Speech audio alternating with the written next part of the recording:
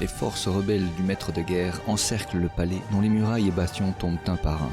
Ogaldorn redouble d'efforts pour retenir l'armée assiégeante, mais ses forces sont largement inférieures en nombre et désespérément dépassées.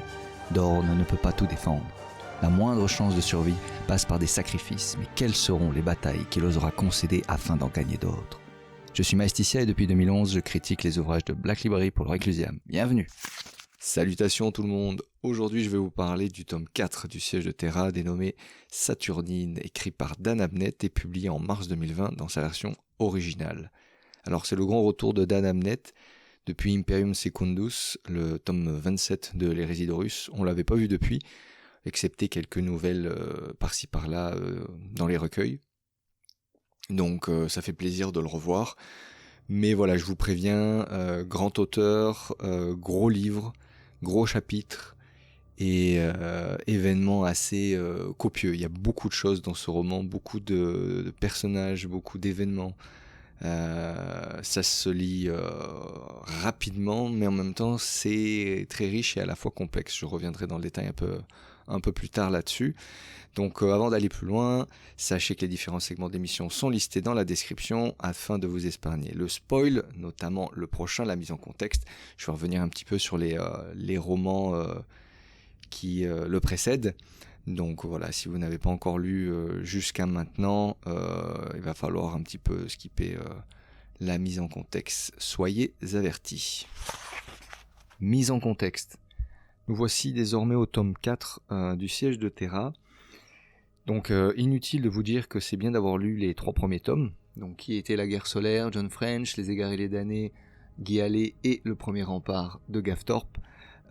Pourquoi c'est important de les avoir lus, les 3, avant celui-là? Parce que Dan Abnett, comme souvent en fait, comme un peu il l'a fait dans Imperium Secundus, il va synthétiser en narrant différents récits qui ont eu lieu précédemment. Et il a ce don, véritablement ce don, de réussir à mélanger toutes les trames et en faire quelque chose de cohérent.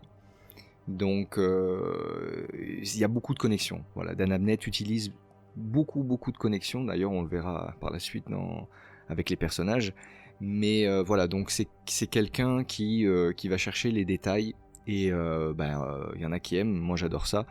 Donc c'est super agréable de pouvoir lire un auteur qui va justement chercher le petit papier, la petite nouvelle ou la petite intrigue qui avait été écrite auparavant et qu'on a peut-être oublié, mais lui il est capable de la ressortir et de lui donner une pertinence dans la saga en général. Donc concernant le Siège de Terra, évidemment je vous conseille d'avoir lu les 3 premiers tomes, peut-être pas la novella dont j'ai fait la critique récemment, la précédente critique, fils de Sélénar. Donc celle-là par contre vous pouvez vous en dispenser. Et concernant les l'Hérésie d'Horus, je vais rebondir sur toujours les mêmes, mais Esclave des Ténèbres de John French, très important de l'avoir lu. La Dague enfouie, aussi très important de l'avoir lu, parce qu'on va faire des connexions avec beaucoup de personnages. Mais encore une fois, Dan Abnett il va faire en sorte que beaucoup de fils vont se croiser, voire se rompre. Donc voilà, beaucoup de personnages, beaucoup de trames. Donc Dan Abnett, voilà, il va nous offrir quelque chose de gros, de grandiose, comme il en a l'habitude. Donc c'est bien d'avoir suffisamment de base pour apprécier le travail de l'auteur, tout simplement. Donc voilà, encore une fois, je vous recommande ces tomes-là, histoire que vous ne soyez pas en terrain inconnu. Mais de toute manière, ne vous inquiétez pas, le style de Abnett est tellement fluide et agréable que même si on passe à côté des petites pépites, ça n'enlève en rien au plaisir de lecture. Cependant, si vous voulez vous délecter de tous les Easter eggs qui sont un petit peu disséminés dans le roman, voilà, il y a notamment aussi les Black Shield avec le World Eaters art, qui lui aussi a une importance assez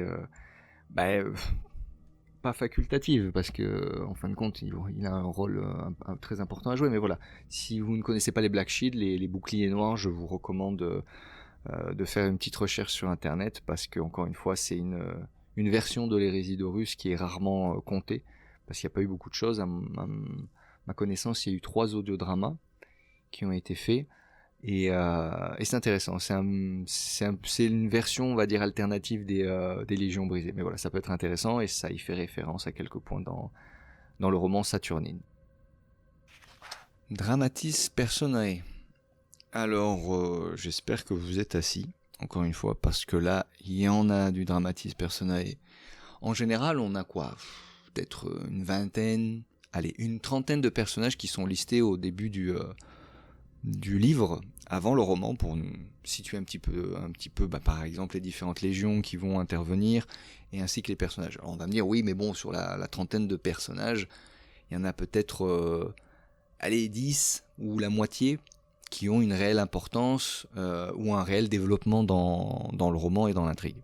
C'est vrai, en moyenne, c'est plutôt ça. Mais là, si je vous disais que Saturnine, il liste 128 personnages. Ouais, 128. Alors encore une fois, on peut me dire, oh, mais la moitié, ils servent à rien. C'est pas qu'ils servent à rien, c'est clair qu'ils vont être peut-être juste une fois nommés ou qui vont avoir peu d'importance. Mais 128 quand même. Je veux dire par là que... Voilà, vous ouvrez le livre avant de commencer. Moi, je lis toujours le dramatisme parce que j'aime bien savoir de quoi ça va parler pour un peu structurer mes hypothèses en fin de compte. Mais là, 128, je me suis dit, ah ok, là, oublie les hypothèses, ça va être le feu d'artifice dans ton cerveau. Et j'ai pas été déçu à ce niveau-là. Donc, ce que je vais faire de façon très humble, c'est que je vais lire les Dramatis Personae petit à petit et m'arrêter quand je reconnaîtrai des noms qui, selon moi, ont eu leur importance. Donc, dans Los Renegats des Maîtres de Guerre, on va avoir une ribambelle de Primarque Renégat avec Fulgrim. Donc Phénicien, primaire de la 3ème Légion, Perturabo, évidemment, Angron, Mortarion, Magnus le Rouge. Ah, le roi écarlate fait une petite visite, mais c'est pas très clair en termes d'implication, il est juste là, donc j'ai hâte de lire la nouvelle qui concerne la furie de Magnus pour savoir qu'est-ce qui se passe, parce que là ça y fait mention, mais tout juste. Ensuite les Iron Warriors, je vais passer outre, parce qu'en fin de compte il y a juste Perturabo qu'on voit réellement. Qu'est-ce qu'on a le Mournival. Le Mournival est vraiment au cœur du roman. Donc Ézéchiel Abaddon, Horus Aximon, Tormageddon, Falcus Kibre, Lev Goshen, Tibalt Mar, Serac Lukash, et les autres je les skip un peu parce qu'il y en a quand même beaucoup. Là, à la base, le Mournival, ils étaient 4, là maintenant ils sont 10. Bref, World Eaters Karn, surtout. En fait, c'est surtout Karn qu'on va voir et en grande, donc je vais pas lire la ribambelle de noms qui est listée. On a Azek Ahriman, évidemment, hein, qui dit Magnus dit Azek. Côté Imperial Children, on va avoir Eidolon, on va avoir Dedona, Milosar, Phodion, Kalda, donc beaucoup, un peu de Mechanicum noir. Et concernant les défenses de Terra, on va avoir là aussi ribambelle de Primarque avec Jagatai Khan, Rogaldorn, Sanguinus et Malcador qui est toujours là. On va avoir les serfs de l'empereur, donc tout ce qui est Adeptus Custodes et Sororité Silencieuse, avec Genneti Akroll, Vigile Commandresse de la Sororité Silencieuse. On va avoir aussi Amon Toromachian, on va avoir Constantin Valdor. Qui est-ce qu'on a d'autre ? Après, on a les officiers et seigneurs militants de la cour de guerre, aussi très importants dans ce roman. Donc je pense à Sol Niboran, Clément Braun, Sandrini Caro, Catherine Helg, Niora Sukasen. Donc pour ceux qui me suivent, on reconnaît l'état-major de commandant du système Sol, amiral des flottes joviennes, et qui dit siège de Terra dit Imperial Fist, bien évidemment. Archmanus, on le voit pas tant que ça, le maître des Uscal. Par contre, on va voir Diamantis, on va voir Cadwalder, retenez ce nom-là, Cadwalder, Kamba Diaz, grand monsieur, Fafnir Ran, qui revient, Fisk Allen, qui est-ce qu'on a d'autre ? On a Maximus Stan, Sigismund, bien sûr, on a Madius. Là aussi, Madius, je ferai un petit... je sais pas si je m'en souviendrai dans l'enregistrement de cette émission, mais s'il y a bien 2 Imperial Fils à retenir, allez, 3. Cambadias, Cadwalder et Madius, maître de rempart à Oanis. très sympa leur histoire. On a aussi Baldwin. Qui est-ce qu'on a d'autre? Orontis. Mais bon, après ça, c'est des personnages, on va dire, un petit peu de second rôle, on va dire. Côté White Scars, on va avoir Shiban Khan, dénommé le Tashkir. Naramba Atar. Ça aussi, prophète des tempêtes, donc très important. Côté Blood Angels, on va avoir Raldoron, mais surtout Zephon. Et donc ça fait directement référence au tome 41, le maître de l'humanité de Aaron Domsky-Bowden. On va avoir Bel Sepatus, capitaine paladin de l'os des Kiruvin. Lui aussi, dans le rôle badass, il est vraiment pas mal. Qui est-ce qu'on a d'autre? Et après on a l'armée impériale. Alors là, je vais pas vous tous les faire, mais s'il y en a un à retenir, ça va être Holly Pierce, 105e tertio des grenadiers des terres hautes. Donc Holly Pierce, pour ceux qui ne savent pas, c'est on va dire le pseudo des All Person. Donc si vous ne savez pas qui est All Person, c'est très bien, ne faites pas de recherche, continuez gaiement la lecture du siège de Terra, on verra comment les choses se goupillent pour lui. Et enfin on a l'ordre de Cinderman. Alors Cinderman, évidemment, on va avoir Ceris Gon, Harry Har qui va avoir un très très grand rôle. Et les autres je les cite pas parce qu'il y en a un peu trop. Il y a Arcane Land, donc comme Zephon, ça fait référence au tome sur l'empereur de l'humanité. Et le meilleur pour la fin, les élus de Malcador. Donc Garviel Loken, Elik Galor, Endrid Har, le chien tourmenté, donc le bouclier noir, et Nathaniel Garro. Donc voilà, rien que ça devrait vous donner l'eau à la bouche, parce que tous ceux dont j'ai cité le nom, c'est qu'on les voit de façon quand même soutenue. Donc c'est-à-dire que le roman actuel, il est lourd. Je le lis sur liseuse, donc je sais que les pages, la numérotation des pages n'est pas toujours la même que pour un roman physique, mais on est dans les 500 pages faciles. Donc très copieux. Beaucoup de personnages, beaucoup de connexions, beaucoup d'humains aussi, mais beaucoup de Space Marines et pas mal de Primarques. Donc vraiment, en termes de dramatisme, il y a à boire et à manger. Ça va être difficile, je vous préviens tout de suite, ça va être difficile de connecter qui avec quoi. Je reviendrai sur ce problème qui est pour moi l'un des rares problèmes de ce roman, qui est en fin de compte de garder la continuité et de garder à l'esprit qui est qui fait quoi et sur quel front il se bat. Parce que à l'heure actuelle, je reviendrai un petit peu dans le thème, donc dans le prochain segment qui aborde les thèmes, mais voilà, on se bat sur plusieurs fronts à la fois et Abnett arrive à orchestrer plusieurs fronts en même temps. Donc c'est bien d'avoir la fiche des dramatismes pour y replonger, mais le mieux c'est de lire de façon continue ce roman. Ça reste que mon avis personnel, mais ça risque de vous aider parce que sinon il va falloir reconnecter les personnages avec les trames. Ce n'est pas toujours facile. Thème. Alors, de quoi nous parle ce livre ? Bien, j'ai identifié 3 thèmes principaux qui commencent avec les commémorateurs ou quelque chose de similaire qu'ils appellent les interrogateurs, les historiens. Mais le principe est identique à celui de l'ascension d'Horus, donc les commémorateurs qui ont été introduits par Dan Abnett lui-même. Le second thème qui est le plus copieux et le plus important, ça va être évidemment le siège en lui-même avec les 4 batailles majeures qui sont en train de se livrer et la défense que peuvent opposer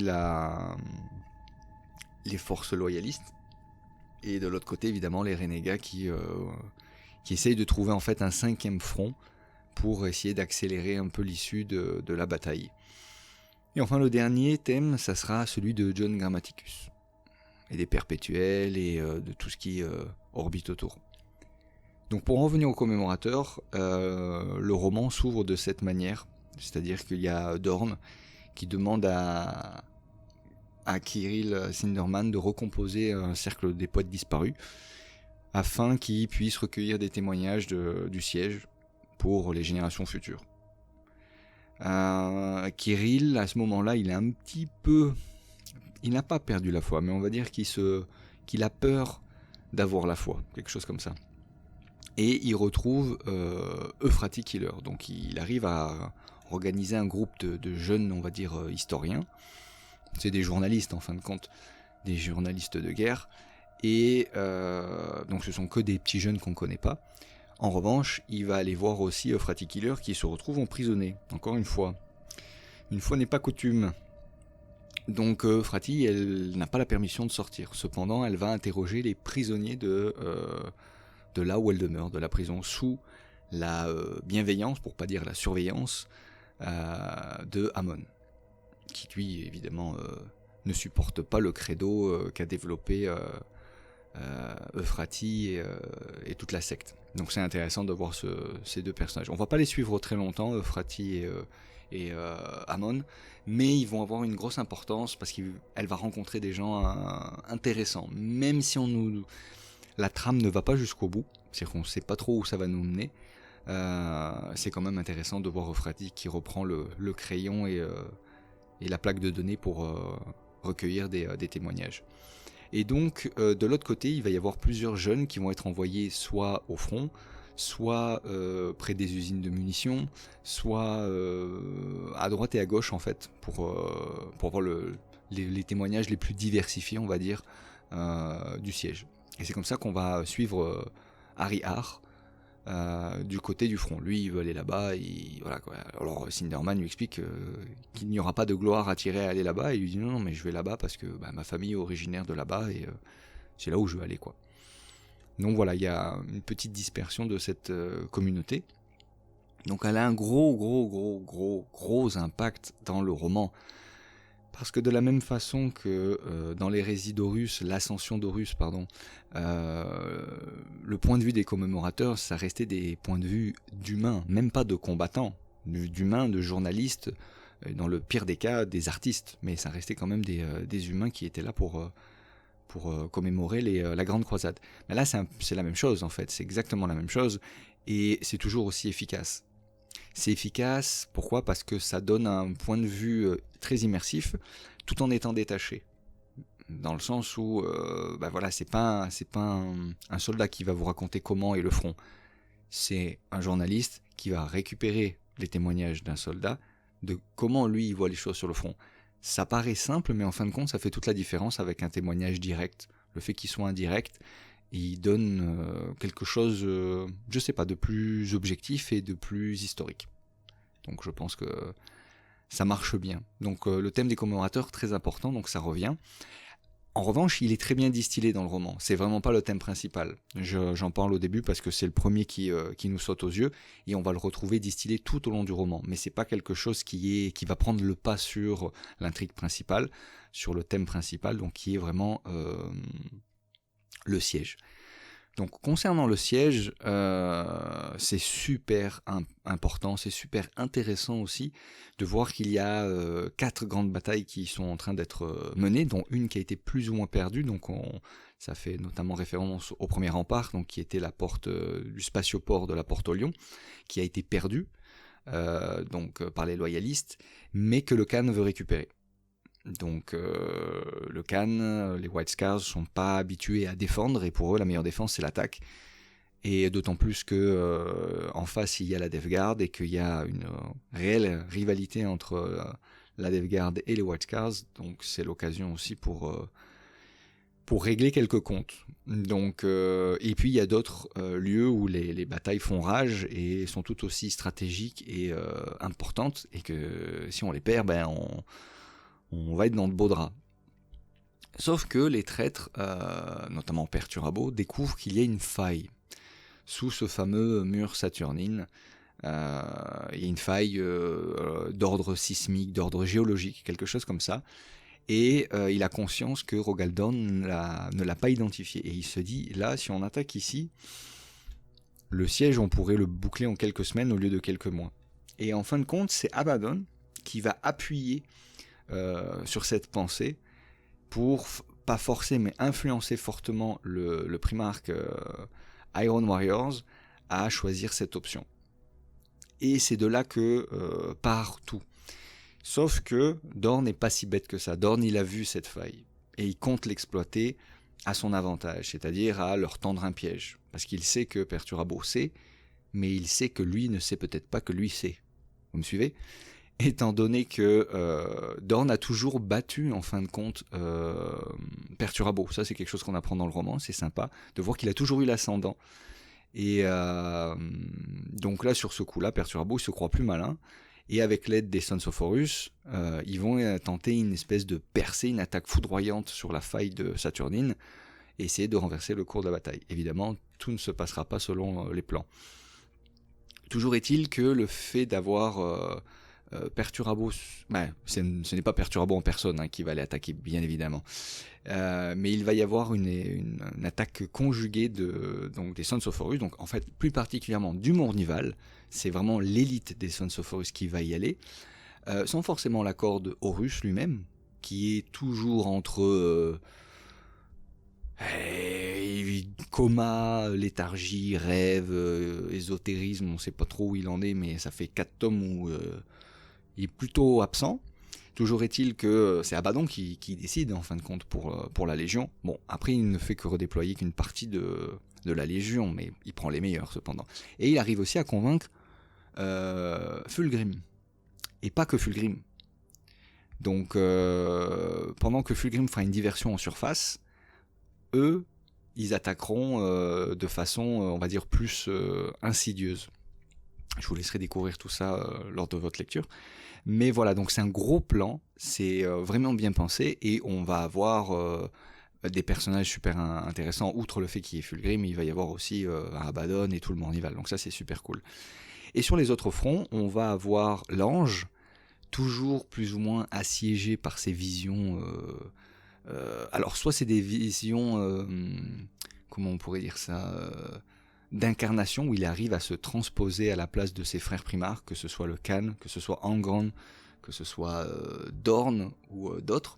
Donc c'est toujours intéressant, je reviendrai là-dessus par la suite dans le texte et la difficulté de lecture, mais c'est bien écrit concernant Sanguinius, et on va avoir de l'autre bord Cambadiaz et d'autres loyalistes qui vont essayer de tenir coûte que coûte les murs. Voilà, donc on va avoir 4 vraiment points stratégiques à défendre, plus le 5e qui va apparaître dans le roman. Donc ça va être du siège très intéressant. Cependant, je ne vais pas dire qu'il est moins stratégique que le premier rempart, mais il s'apesante moins sur la stratégie.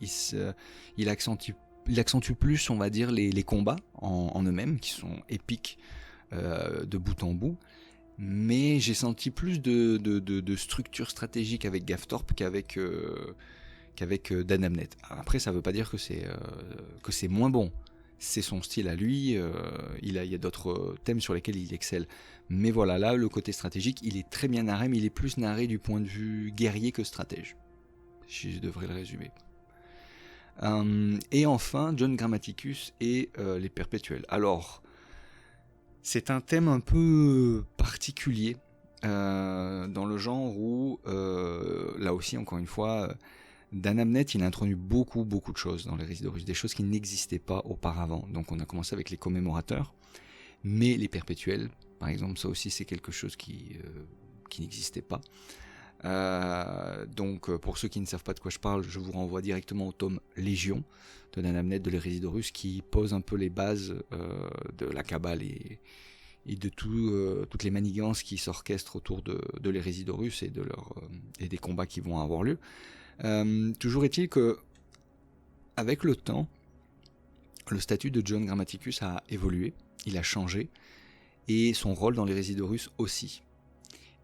Notamment dans Imperium Secundus, où, je ne vais pas vous spoiler, mais il a vraiment un rôle très important dans la suite et dans l'arc narratif, en fin de compte, qui va mener au triumvirat de Robert Gilman, Sanguinius et le Lion, qui se retrouve avec à faire ce second empire, mais aussi avec Vulcan. Donc ça va être difficile de vous parler de ça sans trop spoiler, mais pour résumer, on va dire que voilà, il y le personnage a beaucoup évolué, ce n'est plus du tout le John Grammaticus, ni de Légion, ni de Imperium Secundus, c'est un autre personnage. Et il aborde un thème, en fin de compte, depuis les rares chapitres qui font mention de John Grammaticus, il doit y en avoir 2 ou 3 maximum, et encore, ce sont des passages relativement succincts. Il va y avoir ce qu'on appelle je ne sais pas comment l'appeler autrement, mais une réécriture du lore, une réécriture du fluff à travers les chapitres de John Grammaticus. Dans quelle mesure ? Dans une grande mesure, dans une très très grande mesure. Et c'est le thème qui m'a le plus choqué du roman et que j'ai le moins apprécié et que j'ai du mal à digérer tout simplement, de la même manière que j'avais eu beaucoup de mal à digérer la réécriture du lore de 40K à travers Fils des Sélénars. Là, à travers John Grammaticus, il y a une réécriture du lore qu'on connaissait et qui a été complètement effacé, rayé de la carte pour être réécrit. Donc j'en reviendrai plus tard, j'essaierai de développer mon point de vue au niveau de la conclusion. Mais voilà, donc c'est vraiment les 3 thèmes qui sont, à mon sens, les plus importants.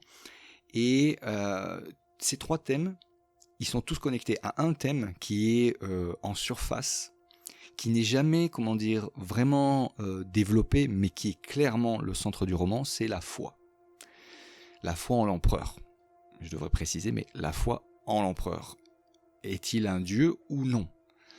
C'est le thème qui est dans le fond du roman, quel que soit le chapitre, excepté lorsque ça parle de Space Marine. Les Space Marines, eux, hors de question qu'on voit l'empereur comme un dieu, ils font leurs affaires dans leur coin, ils n'ont pas de doute à ce niveau-là. Mais tout le reste, et le reste est quand même conséquent parce qu'il y a une part concernant la garde militaire, la garde impériale qui est conséquente, notamment avec All Person, qui est donc vraiment bien accentué dans ce roman, où plane constamment la question de l'empereur est-il un dieu ?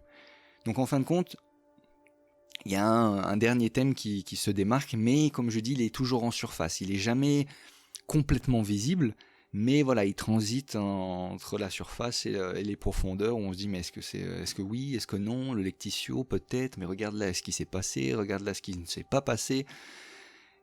Voilà un petit peu les thèmes, donc beaucoup de thèmes très riches, très importants, qui constituent en fait à toute la cosmogonie de l'hérésie d'Horus, en fin de compte, avec donc les perpétuels, l'empereur, les Space Marines, leur place, qu'est-ce qu'ils font au milieu. Il y a notamment des répliques de Loken en fin de roman qui sont très pertinentes et qui met l'empereur dans une situation plutôt inconfortable. C'est-à-dire que ce n'est pas un roman qui va mettre l'empereur sur un piédestal, même s'il le compare à un dieu. Les dieux, notamment dans la mythologie grecque, la plupart des dieux sont terriblement humains, c'est-à-dire bourrés de défauts, orgueilleux, colériques, jaloux, avares, bref. Et en fin de compte, dans ce tome-là, l'empereur, on voit qu'il y a une espèce d'ambivalence, on ne sait pas vraiment si c'est un bon garçon, l'empereur. Donc ça, c'est intéressant d'aborder le sujet de l'empereur d'un point de vue un peu plus objectif, et surtout lorsque ça se passe du côté loyaliste. Ce sont les loyalistes qui vont juger ça, ce ne sont pas les renégats. Parce que les renégats, clairement, ils vont dire que c'est un faux empereur et que ce n'est pas un dieu. Mais du côté loyaliste, c'est déjà plus nuancé. Et ça, c'est très très intéressant. Donc rien que pour cela, pour approfondir votre connaissance du lore concernant le statut de divinité de l'empereur, ce tome se pose en référence. Texte et difficultés de lecture. Dan Abnett. Donc Dan Abnett, c'est une valeur sûre. Je pense que c'est le top 1, ne serait-ce que par le palmarès que le monsieur trimballe derrière lui, que ce soit les fantômes de Gaunt, que ce soit...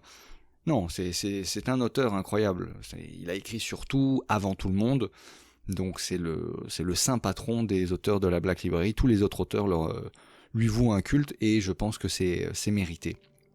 Donc c'est quelqu'un que si vous ne l'avez pas lu, il peut vous désarçonner. Voilà, ça c'est une chose importante parce que c'est un auteur qui contraste énormément avec tous les autres. Il a un style très fort, très très fort.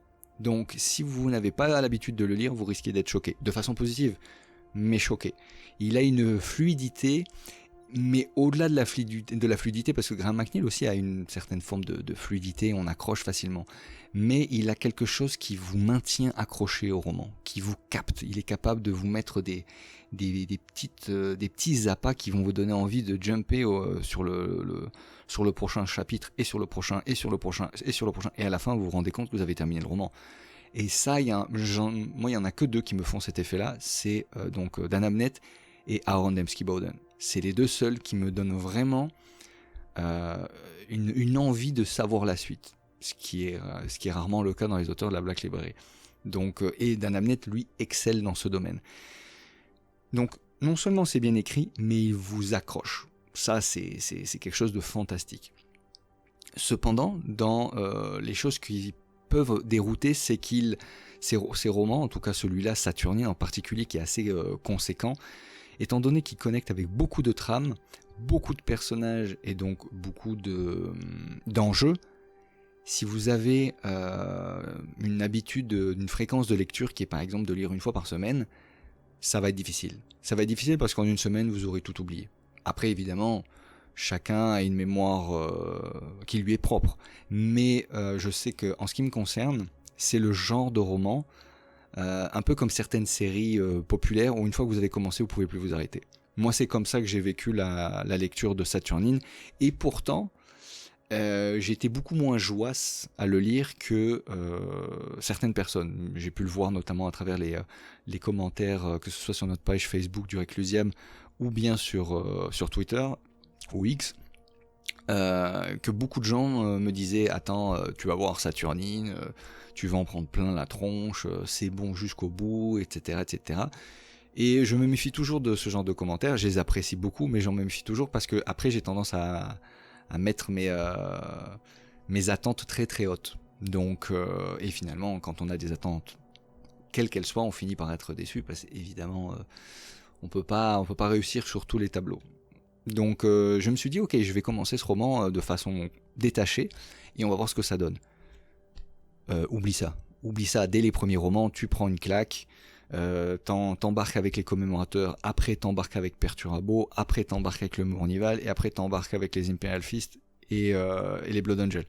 C'est la magie de l'auteur, c'est la magie d'avoir le don d'enchaîner les choses et de te donner ce que tu veux. C'est ça où Abnett et je pense que Bowden excellent, c'est qu'ils arrivent à donner au lecteur ce qu'il attend. Il arrive à combler les attentes. Et ça, waouh, c'est pas facile. Comment il arrive à combler les attentes dans sa narration? Il arrive à nous parler de Space Marines. Mais quand je vous dis parler de Space Marines, elle est là la subtilité. C'est qu'il est capable de créer des événements super badass avec ou des sentiments de gloire, d'honneur, de sacrifice, mais sans forcément vous narrer une bataille ou un affrontement entre deux personnages badass. C'est là que je le trouve merveilleux Dan Abnett, c'est que selon moi dans ce roman, le passage qui a le plus de valeur en termes de courage, d'honneur, de devoir et tout ce que vous voulez, c'est entre un Space Marine et un humain. J'en dis pas plus, mais après il y a des batailles, des combats d'Astartes qui sont fantastiques, je dis pas le contraire, très héroïques et très épiques, mais ce sentiment d'honneur, de chevalerie, voilà, c'est ça qu'on cherche, c'est la chevalerie, l'esprit chevaleresque. Il est capable de nous faire vibrer avec un petit dialogue entre deux personnages qui, en fin de compte, ils sont pas vraiment liés l'un à l'autre, mais il est capable de faire ça. Donc, petite dédicace à Cad Walker. Si tu nous écoutes, on se souviendra de toi. Mais voilà, ça c'est un exemple parmi tant d'autres où Dan Abnett est capable de vous faire ressentir des émotions, mais pas de la manière dont vous l'aurez imaginé. Et ça c'est brillant. Donc pour rester du côté des Space Marines, c'est extrêmement bien narré. C'est tellement bien décrit qu'on s'y croirait. C'est complètement immersif. On se voit le bolter à la main, on se voit le bouclier au bras. On imagine, on entend les hurlements des Word Eaters lorsqu'ils foncent sur le rempart complètement berserk et dégénéré, enragé. C'est brillant. Et de la même manière, il est capable aussi de nous décrire la subtilité des coups d'estoc du custodian et de la sœur silencieuse. De la même manière, il est capable de nous expliquer en détail, mais pas de manière lourde, l'attaque éclair du Khan contre la légion de Mortarion. Voilà, c'est en termes d'immersion dynamique et de combat, enfin, c'est excellent. Il n'y a pas un roman qui arrive à la cheville de ce degré d'immersion. Et côté humain, pareil, côté humain, on ressent beaucoup l'aspect combatif, frêle, mais pour les gens qui ont lu les fantômes de Gaunt, vous savez de quoi je parle, il est très très viscéral à ce niveau-là. La seule chose que je reproche concernant les humains, c'est qu'il a, à l'inverse de Guy Hallet, alors là les gens vont me dire oh, t'es en train de comparer Dan Abnett à Guy Hallet, fais attention à ce que tu dis. Non, ce que je veux dire c'est que Guy Hallet était très centré sur donc les égarés, les damnés, donc c'était très centré les humains. Ce que j'avais beaucoup aimé, c'était que c'était vraiment le personnage, l'humain, qui racontait ce qu'il vivait. Or avec Abnett, ça ne se passe pas comme ça. C'est-à-dire qu'avec Abnett, il a un style narratif qui est plus de l'ordre du documentaire. C'est-à-dire qu'on a plus l'impression que l'auteur, c'est une caméra omnisciente et il va vous décrire le champ de bataille, il va vous décrire les comportements des uns et des autres. Ce que j'avais préféré dans celui de Guy Hallet, c'est que c'était plus immersif dans le personnage. J'avais vraiment l'impression d'être le personnage, alors que là, j'ai vraiment l'impression d'être avec les personnages. La nuance, est, encore une fois, c'est subtil. Donc, je répète, avec Guy Hallet, j'avais l'impression d'être le personnage. J'avais une réelle connexion avec le personnage. Avec Dan Abnett, j'ai plus l'impression d'être un compagnon des personnages. Après, peut-être que c'est simplement, encore une fois, mon ressenti. Mais c'est très bien écrit. Encore une fois, les conditions des humains, les armes qui s'enrayent, les pertes. Notamment, il y a un petit style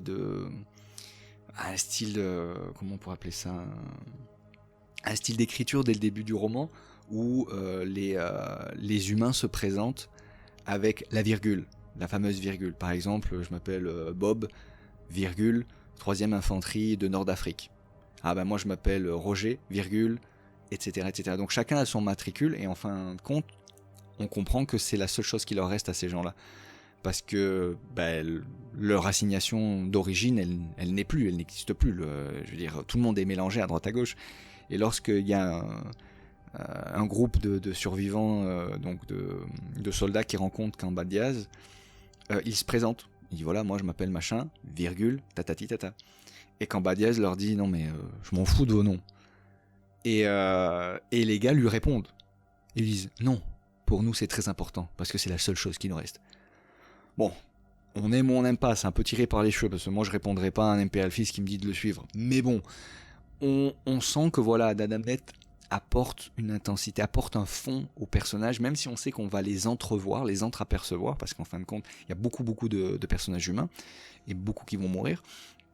Ça rajoute du corps, ça rajoute de la compassion à ces personnages de second rôle. Donc ça c'est aussi des petits coups scénaristiques, des petites figures de style que Dan Abnett est très bonne. Je pense notamment à alors en anglais c'était No Fear, mais je me souviens plus du nom en version française, la bataille de Kalt. Voilà, la bataille de Kalt, où le roman est basé sur une frise chronologique qui va sur un compte à rebours en fait.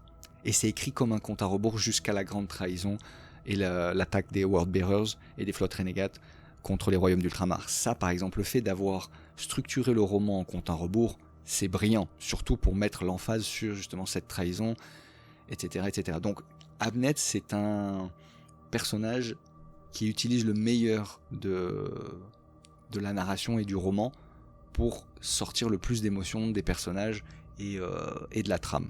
Donc, en termes de texte et de difficulté, la seule difficulté, comme je vous ai dit, ça va être de garder le fil. C'est pour ça, moi, je vous conseille, vous lisez un chapitre, lisez-en un deuxième, lisez-en un troisième, parce que une fois qu'on a mis le pied dedans, c'est difficile de s'en décrocher. Et surtout, si vous faites une pause de 2 semaines et que vous devez recommencer alors que vous avez déjà lu, je sais pas moi, 150 pages, ouf, ça va être difficile de rattraper le train. Encore une fois, moi, c'est ce qui m'est arrivé. Je sais que ce qui arrive en général avec Dan Abnett. Il est assez copieux. L'autre côté que j'aime moins aussi de Dan Abnett, c'est qu'il a parfois tendance à être un peu longué. Voilà, c'est un reproche qui se retrouve tout au long du roman, mais qui est erratique. À un moment donné, il y a un chapitre qui va avoir son importance, mais vous allez sentir qu'il y a une description de trop, ou ça s'attarde un petit peu trop sur un personnage, et on ne comprend pas vraiment pourquoi il y a cette pesanteur à ce moment-là. Voilà. Donc pour résumer, à part quelques longueurs que à un moment donné j'étais comme enchaîne, mais peut-être que c'est aussi le contraste entre, il vous donne tellement de choses à digérer et tellement d'intrigues à savourer qu'on a envie d'enchaîner automatiquement. Et du coup, la sensation qu'on peut avoir, c'est d'avoir ce sentiment en fait de passage qui paraissent peut-être un peu long par rapport aux autres. Ensuite, il a quelque chose que les autres n'ont pas forcément, c'est cette aptitude à raconter la guerre telle qu'elle est. C'est-à-dire que la guerre est vraiment moche, elle est vraiment sale, elle est triste, elle est terrible et elle est inéluctable. Voilà, ce qu'on comprend quand on lit du Dan Abnett, c'est que vraiment c'est le pain quotidien et c'est pas le fun, c'est pas cool quoi la guerre, c'est vraiment pas cool. Ce que j'ai aussi aimé, c'est que justement il aborde le sujet de l'empereur d'un point de vue un peu plus objectif, en disant oui, c'est peut-être le meilleur de l'humanité, mais est-ce que l'humanité est-elle bonne? Donc encore une fois, il y a cette remise en question, alors qu'on est quand même au 4e tome du Siège de Terra. Les gens pourraient se dire ah non mais vive l'empereur pour l'empereur. Mais après avoir lu ce tome, il y a pas mal d'informations, donc notamment à travers la bouche de John Grammaticus et d'un autre personnage dont je tairai le nom, où on apprend énormément de choses sur l'empereur, de qui il a été auparavant, un peu comme dans le roman de Bowden qui parle du Maître de l'Humanité, tome 41, où on voit que l'empereur est pas si sympathique que ça, et il est orgueilleux, il est colérique, et il impose sa volonté aux autres, il leur demande pas forcément leur avis, parce qu'il a un plan, parce qu'il a un projet, etc., etc. Mais voilà, là aussi, d'avoir un auteur comme Dan Abnett discuter d'un thème aussi important dans l'univers de Warhammer, et qui deviendra après par la suite Warhammer 40 000, la place et le statut de l'empereur en tant que dieu, c'est pas tous les auteurs qui vont se risquer à ça. Et je pense que c'est là où il se démarque, c'est que Dan Abnett prend beaucoup de risques. Il connaît très bien son sujet, ça c'est indéniable, mais il prend quand même beaucoup de risques. Là, il prend le risque de ressortir les commémorateurs, il prend le risque de nous raconter la vie un petit peu de l'empereur. Non, c'est quelque chose d'assez courageux, je pense, en général. Après, ce que je me pose vraiment comme question, c'est est-ce que c'est le seul auteur qui peut se permettre ça? Est-ce qu'il y a une ligne éditoriale qui dit toi tu peux faire mourir des personnages ou toi tu ne peux pas? Saturnine est un très bon exemple dans le sens où beaucoup de personnages importants vont mourir. Voilà, beaucoup de personnages importants vont mourir, et importants, pas forcément connus. Le but, c'est pas qu'il soit connu, c'est qu'il soit important. Et c'est là où ça fait toute la différence. Parce que un personnage important, c'est un personnage à qui on s'est lié, à qui, que ce soit de manière positive ou négative, ça peut être un personnage qu'on déteste, mais on est lié. Par exemple, si je vous cite Erebus, voilà, on le déteste, mais sa mort ne vous laissera pas indifférent. Que vous soyez complètement heureux ou que vous pleuriez, ce qui m'étonnerait, mais il vous laissera pas indifférent parce que c'est un personnage important. Et donc dans Saturnine, il y a beaucoup de personnages importants à qui on donne la voix, à qui on donne la possibilité de briller, qui vont finir par périr tout simplement. Et ça, c'est ça qu'on veut. Je veux dire, depuis le début, on a des affrontements, mais il n'y a pas de réel de mort importante, on va dire. Là, ça y est, ça commence à tomber, les têtes commencent à tomber, et c'est positif, parce que en fin de compte, on veut pas un roman à la Walt Disney, on veut quelque chose de dark, on veut la guerre, quoi. Donc là, vous l'aurez. Conclusion. C'est une tuerie, hein. C'est un excellent roman. On s'y attendait. Dan Abnett n'a pas déçu. Il a même su surprendre.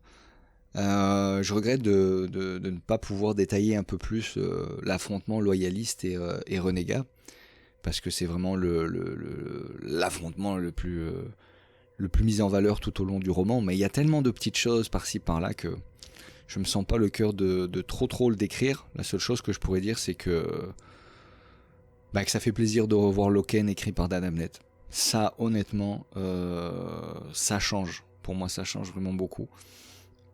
Parce qu'il a toujours eu ce petit caractère un peu ingénu, mais depuis Isvan, il a perdu là. C'est plus un innocent, Loken. Bien au contraire. Et là, il brille de nouveau. Il brille de nouveau à travers la plume de Dan Abnett, et ça, j'ai beaucoup aimé. Même si, encore une fois, les chevaliers errants sont une petite partie du roman.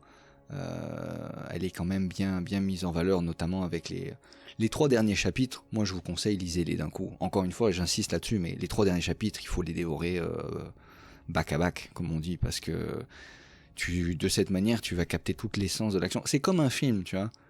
Si tu regardes un film, s'il y a une scène d'action, une scène de bataille ou quoi que ce soit, tu mets pas pause et t'attends pas le lendemain pour voir la scène de bataille, pour voir l'autre moitié de scène. Tu la vois au complet. Bon, là, il faut s'imaginer que la scène sous le mur de